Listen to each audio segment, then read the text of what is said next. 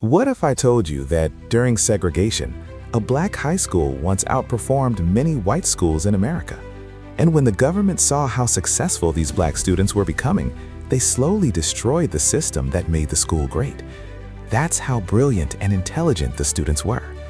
The school was called Dunbar High School in Washington, D.C. Founded in 1870, the school became the first black public high school in the United States. But Dunbar wasn't built on money. It was built on discipline, community, and impossible standards in a country that expected black students to fail. At a time when many schools struggled to find qualified teachers, many teachers at Dunbar had master's degrees and even doctorates, black intellectuals who weren't allowed to work anywhere else because of racism. Education was serious, discipline was strict, and excellence was the expectation. The results shocked the nation.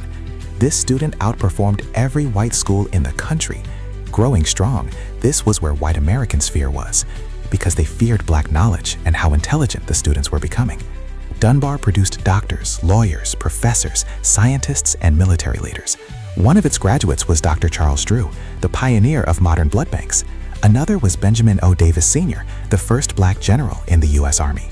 By the early 1900s, Dunbar graduates were entering top universities across the United States.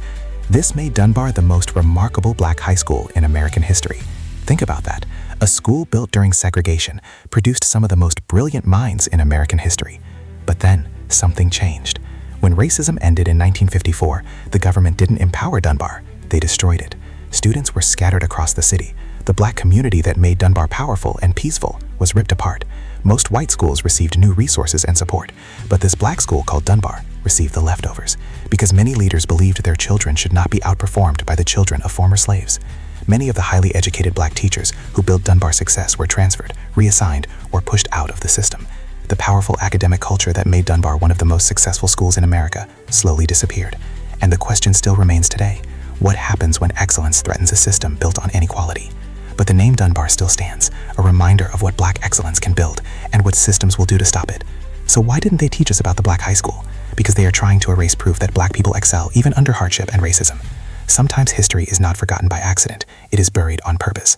All I ask you to do is like and subscribe to Ancient Stories and share this with someone who needs to hear this story, because the more we tell these stories, the harder they are to erase.